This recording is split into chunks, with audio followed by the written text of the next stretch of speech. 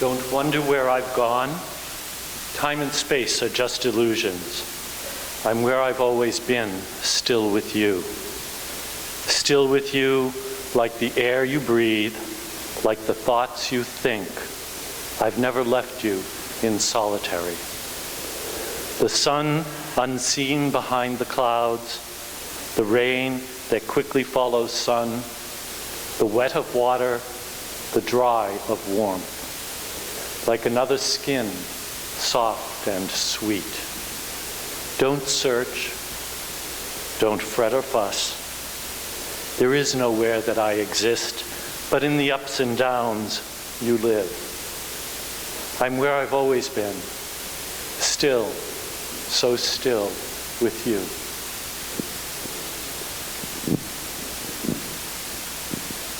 Beautiful. Thank you, Bruce. Our opening words are by Annie Forster. Come we now out of the darkness of our unknowing and the dusk of our dreaming. Come we now from far places. Come we now into the twilight of our awakening and the reflection of our gathering. Come we now all together. We bring unilluminated our dark caves of doubting. We seek unbedazzled the clear light of understanding. May the sparks of our joining kindle our resolve, brighten our spirits, reflect our love, and unshadow our days. Come we now, enter the dawning. This prayer is by my colleague Wayne Arneson. Spirit of life, the beginning of the holiday season is filled with temptations to conspicuous consumption and pleas for generosity. The contrast between the values represented by this time of year and our ability to fulfill them remind us how great the distance can be between aspirations and actions. The month begins with the observance of World AIDS Day, and Human Rights Day follows next week. They remind us of those at home and abroad who are imprisoned by disease, poverty, and discrimination. The messages of liberation, dignity, and joy that come with Hanukkah and with Christmas are hard to hear unless they are conveyed by gracious acts of outreach. Our prayer this day, then, is that we may be gentle with ourselves and with others as we do our best to navigate through the tricky shoals of December. May we avoid being so distracted with our own problems and duties this year that we forget the wider web of life of which we are a part. May we go about our rounds of preparations and festivities with a light heart and with boundless patience. May the dissatisfactions that are part of our lot be our companions, but not our masters, as we cross the holiday threshold. And may all the joys of the season be ours this time around. Amen. Everywhere we go, we take our souls with us. And every time we meet someone, we wrap a piece of our souls around them and pass it through them. All our lives, we weave our souls around and through everyone we meet, tying a complex, tangled web to the earth. This is who we are to the world around us. Each of us has 1,000, 1,000,000 tendrils of other souls wrapped around us and through us. And this is who we are to ourselves. Sometimes we need to grasp these tendrils for all they're worth just to keep ourselves here. Sometimes the tendrils snap and we can't weave anymore. But the 1,000, the 1,000,000 threads we have already woven remain tangled messily about the earth. This is still who we are, and we aren't diminished, but it does leave a hole. You have wrapped your soul around me and through me 1,000, 1,000,000 different times. If I gather these threads in my hands and hold tight, and if you hold on to all the threads that have ever pierced your soul, wrapping them around you like a protective cloak, anchoring you to the ground, and maybe the threads won't snap, and you can keep weaving a little longer. If it snaps anyway, I will take the threads you have left me and wrap them around a spool that I will carry with me always. But try not to let the tendrils snap. I'd like to feel you weaving your soul around me and through me for a little while longer. I recently read an interview with Catherine Ingram, an international author and Dharma teacher. When your heart breaks, how do you mend it? The interviewer asked her. My heart never seems to actually get mended, she said. It keeps breaking wider open and holding more of the sorrows. But coincidentally, it is also open to more joy and tenderness. Of course, that is how things work, she continues. There is a spectrum of feelings, and the more one is willing to feel on one end, the sorrow, let's say, the more one is able to feel on the other end, the joy. It is safe, she says, to close off and try not to feel too much suffering, but it is not a rich way to live. It cuts off all the passion and the beauty as well. But in a society that barely acknowledges grief and grieving, presses the interviewer, in a society that often squelches it, how do you allow yourself to experience deep sorrow? I live among the brokenhearted, she answers. They allow it. We who make our lives in Provincetown live among the brokenhearted. It can be difficult to live in a place that still mourns so many losses, to be a community actively missing so many that should be here, and carrying on without them. And it is also a deep blessing to be here. We live in a place that allows for deep sorrow. And the more one is willing to feel on one end, the sorrow, the more one is able to feel on the other end, the joy.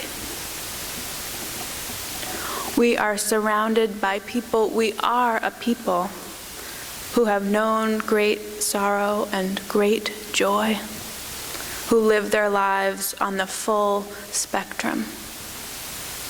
We are surrounded by an ocean that holds the depths of our tears and the fullness of our laughter, and in its vastness has room for both and for more.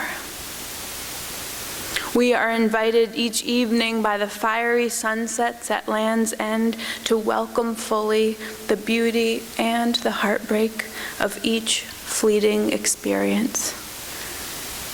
And we are reminded each morning that despite all we have known and lost, a new day comes again, and each day the sun returns.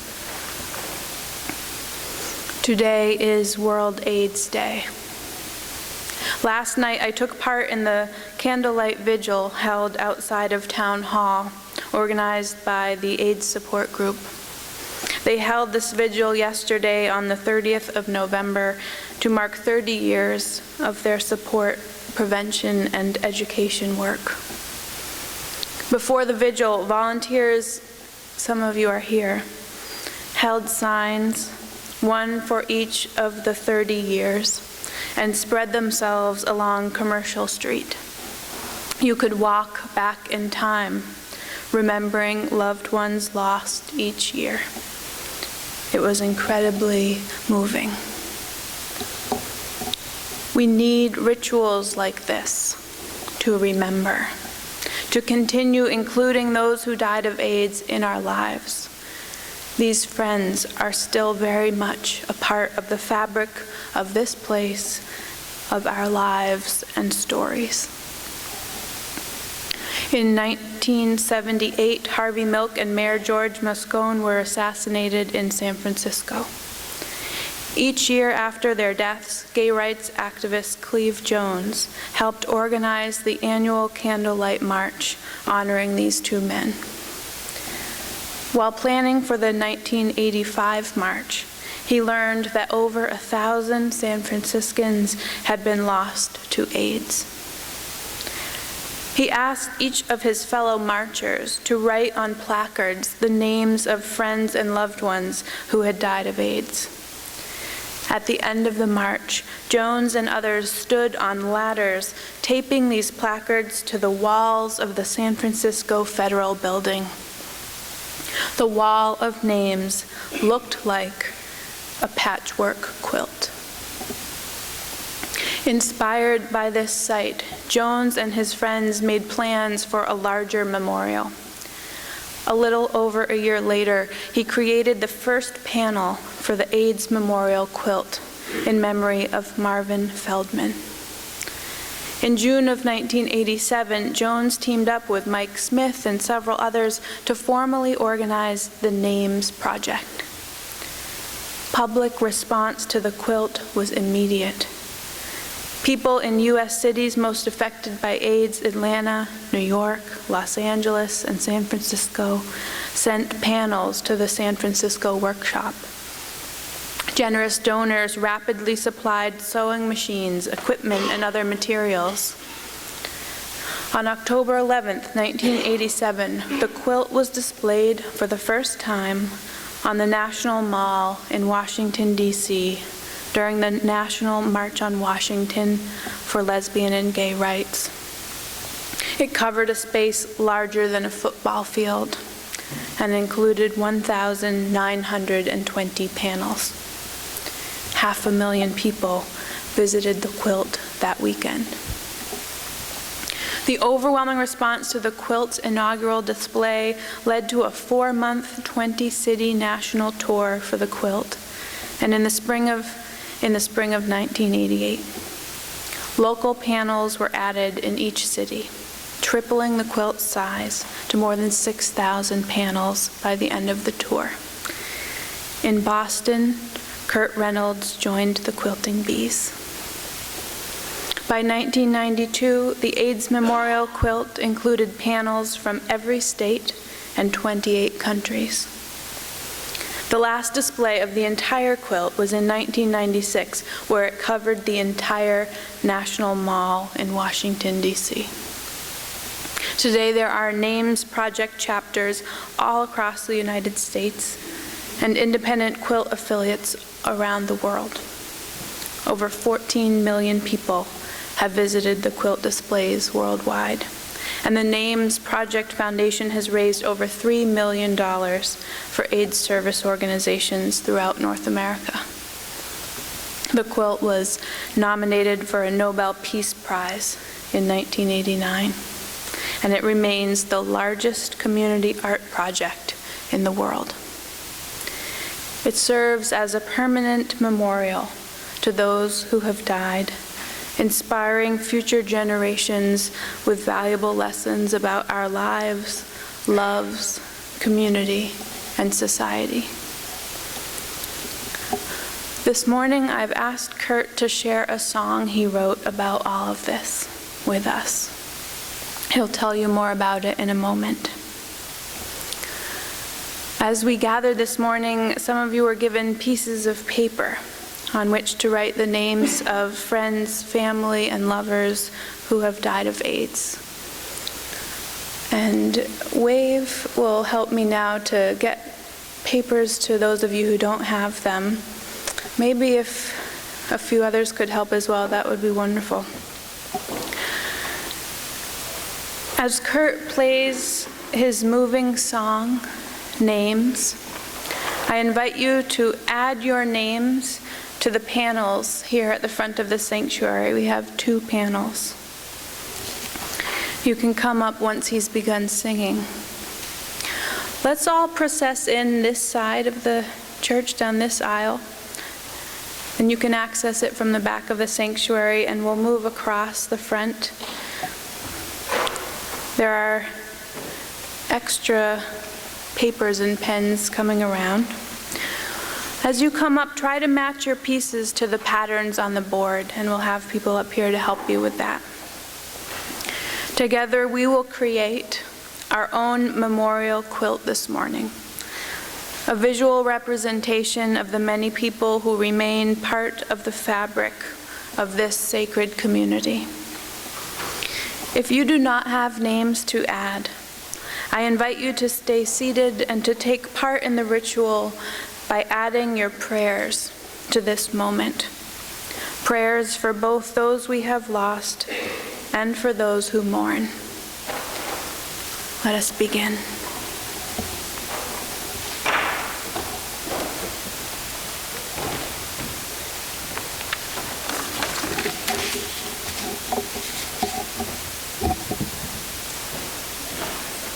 Good morning.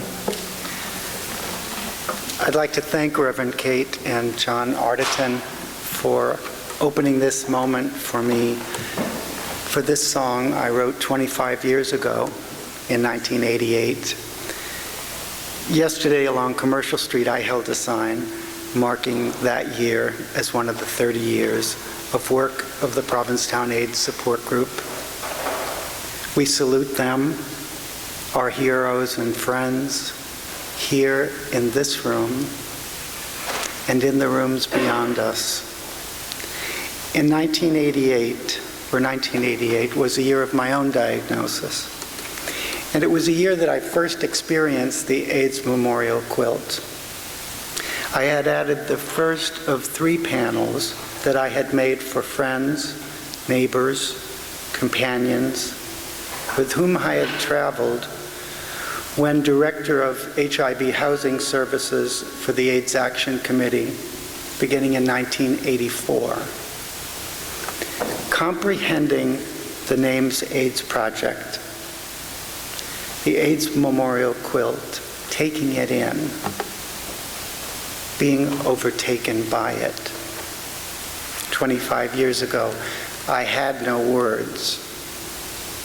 Yet returning quite lost to my own apartment that day, these words and this song found me. I offer this song as a candle of remembrance, of gratitude, of solidarity with my HIV-positive family around this planet.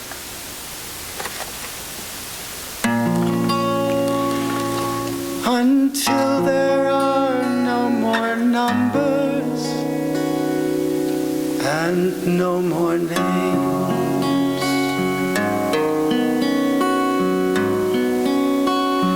these are not flags made for a soft breeze.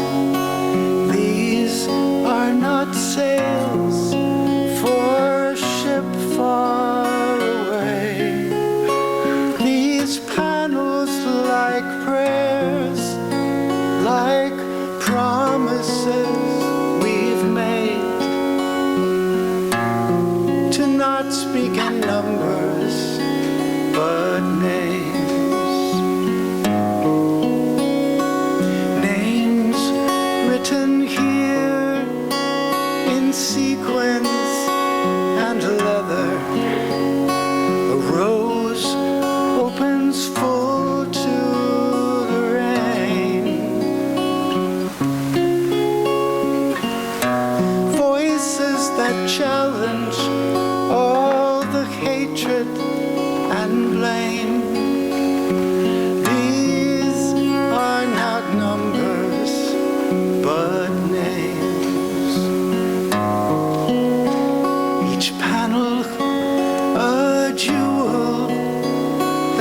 sparkles and shines.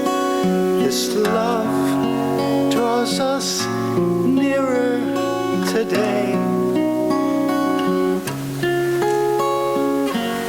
This rainbow, this light that joins all of our yards.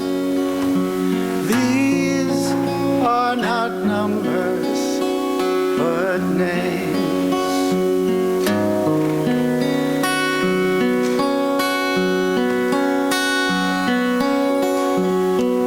Sown against blue, silver stars fall and rise. Memories of all that I'll say. Your courage, these changes, this treasure, this pain. These are not numbers, but names. Your panel with columns and archway. My heart aches with words that you knew written here. If you seek my monument, look around you, it claims. These are not numbers, but names.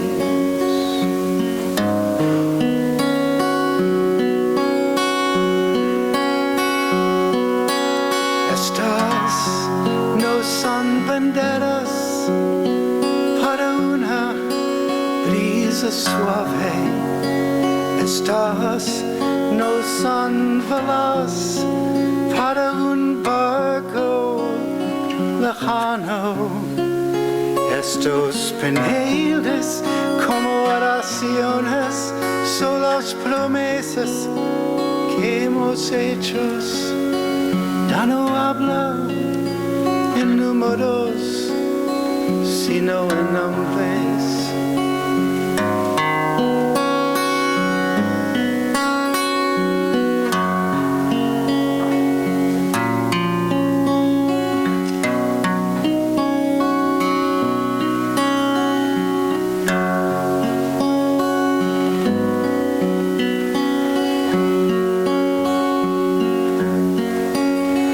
This quilt tells the story of our lives, what's true here. Each panel, each life lost to AIDS. We will remember with our voices raised until there are no more numbers, till there are no more numbers, till there are no more numbers.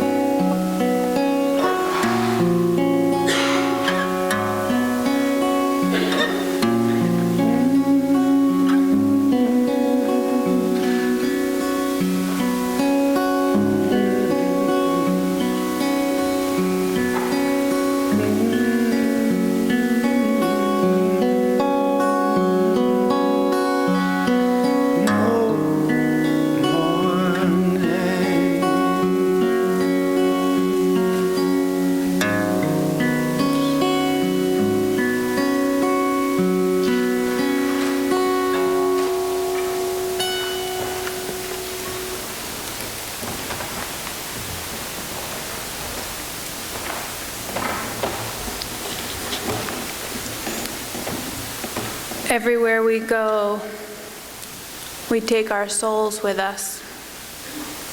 And every time we meet someone, we wrap a little piece of our souls around them and pass it through them.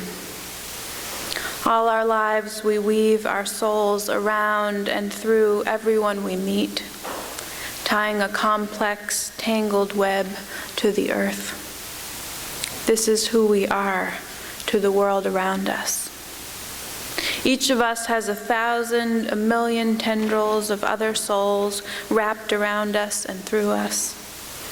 And this is who we are to ourselves. Sometimes we need to grasp these tendrils for all we're worth, just to keep ourselves here. Sometimes the tendrils snap, and we can't weave anymore. But the 1,000, the 1,000,000 threads we have already woven remain tangled messily about the earth. This is still who we are, and we aren't diminished, but it does leave a hole. You have wrapped your soul around me and through me 1,000, 1,000,000 different times. If I gather all these threads in my hands and hold tight, and if you hold on to all the threads that have ever pierced your soul, wrapping them around you like a protective cloak, anchoring you to the ground, maybe the threads won't snap, and you can keep weaving a little longer. If it snaps anyway, I will take all the threads you have left me and wrap them around a spool that I will carry with me always. But try not to let your tendrils snap. I'd like to feel you weaving your soul around me and through me a little while longer. Will you bring the quilts up?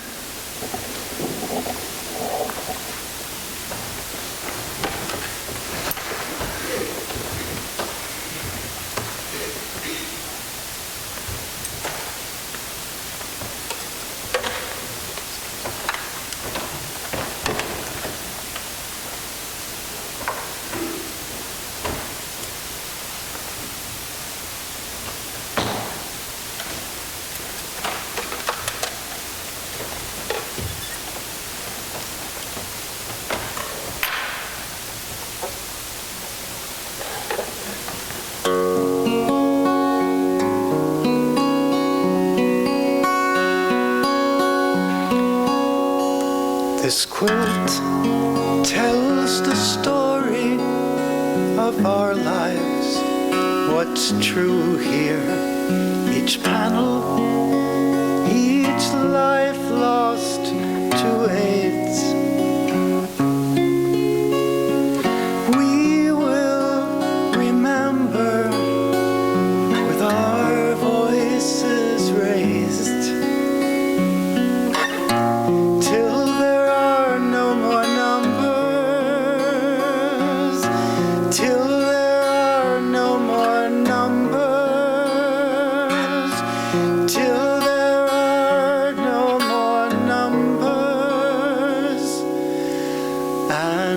No more name.